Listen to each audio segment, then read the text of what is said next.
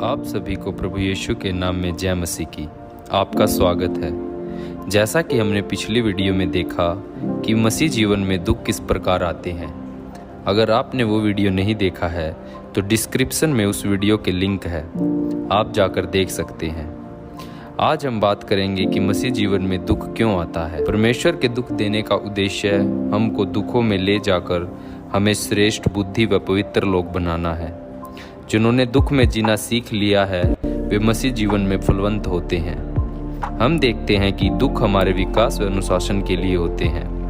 हम पढ़ते हैं व्यवस्था विवरण उसका 4 अध्याय और 30 आयत में, अंत के दिनों में जब तुम संकट में पड़ो और ये सब विपत्तियां तुम पर आ पड़ेंगी, तब तुम अपने परमेश्वर यहोवा की ओर फिरो और उसकी मानना।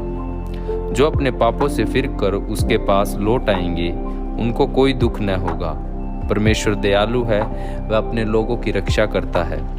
हम यहाँ पे देखते हैं कि दुख हमें ईमानदार बना देते हैं। हम पढ़ते हैं प्रकाशित वाक्य उसका अध्याय 2 आयत 10, जो दुख तुझको झेलने होंगे उनसे मत डर, क्योंकि देखो शैतान तुम में से कितनों को जेल खाने में डालने पर है, ताकि तुम परखे जाओ और तुम्हें 10 दिन तक कलेश उठाना होगा। प्राण देने तक विश्वासी रह तो मैं तुझे जीवन का मुकुट दूंगा। स्मुरना की कलीसिया गरीब थी लेकिन आत्मिक रूप से धनी थी। यह कलीसिया यहूदियों के द्वारा सताई जा रही थी। इतना ही नहीं, रोमी लोग कुछ न कुछ नया करके उन्हें दुख देना चाहते थे। लोगों को लगता था कि अब हम जेल में डाले जाएंगे या हम में से कुछ लोग शहीद हो जाएंगे। ये लोग जानते थे कि जो दुख अभी हमें मिल रहा है वह दुख सिर्फ कुछ ही समय तक का है। वे जानते थे कि यीशु मसीह उनकी आत्मा को मृत्यु द्वारा छूने नहीं देगा। हम विजयी होंगे, अनंत जीवन पाएंगे। उनका विश्वास प्रभु यीशु में बना रहा। आगे हम देखते हैं कि दुखों में हम यीशु की ओर ताकते हैं।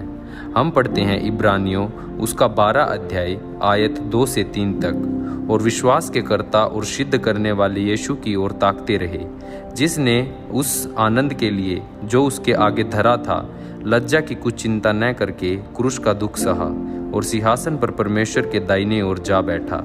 इसलिए उस पर ध्यान करो जिसने अपने विरोध में पापियों का इतना वाद विवाद सह लिया कि तुम निराश होकर हियाव न छोड़ दो। बिना दुख आए काफी लोगों को यीशु के दुखों का कोई मूल्य नहीं दिखता। सुखी मानव दुख नहीं समझता, वह परमेश्वर को कभी नहीं समझता।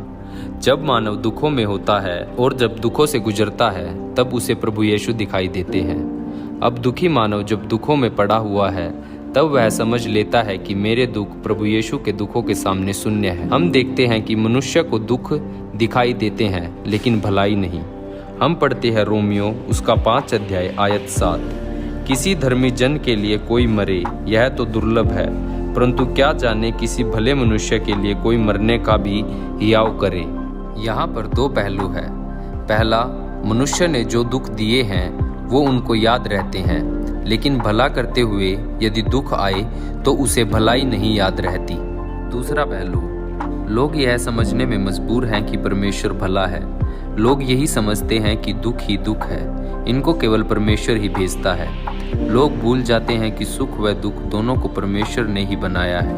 आवश्यक है कि दुख में मनुष्य को सोच विचार कर जीवन जीना है, लेकिन कोई ही मनुष्य इस समय में संभलता है। सबोपदेशक कहता है कि सुख के दिन सुख मान, दुख के दिन सोच। परमेश्वर ने दोनों को एक साथ रखा है। सबोपदेशक उसका 7 अध्याय 14 आयत में। अपने भूतकाल के दुखों में वापस न जाएं, वर्तमान के दुखों के बारे में विचार करें। जो परमेश्वर ने निश्चित किया है वह बदला नहीं जा सकता, लेकिन भलाइयाँ आपके साथ जो आती है उनसे खुश होना सीखे। इजरायली लोग मिस्र से निकलते समय दुखों को तो प्राथमिकता देते थे, लेकिन वो लोग भलाइयों को भूल जाते थे। वे भूल जाते थे कि यहोवा भला है। परमेश्वर दुख देता है ताकि मनुष्य अपने आप को जांच ले और पश्चाताप करे, ताकि नवीनीकरण हो जाए। यदि हम परमेश्वर की भलाई पर संदेह करते हैं तो उचित नहीं है। ये सत्य है कि दुष्ट लोग उन्नत हो जाते हैं, लेकिन हम यह देखकर घृणा न करें। इससे हम स्वयं अपने आप को गिरा लेंगे। धीरज रखे, परमेश्वर की भलाई पर शक न करें। जिसने आपको गिराया है, जो आप पर हंसा है, एक दिन परमेश्वर उन पर हंसेगा। समस्त दुष्टों का नाश होना है। आप जो परमेश्वर की भलाई को जानते हैं, आप पृथ्वी के स्वामी होंगे। आत्मिक मूल्यों को भौतिकता से ऊपर रखने वाला, दुखों व कमियों में जीवन गुजारने वाला समय गुजरने पर भलाई पाएगा।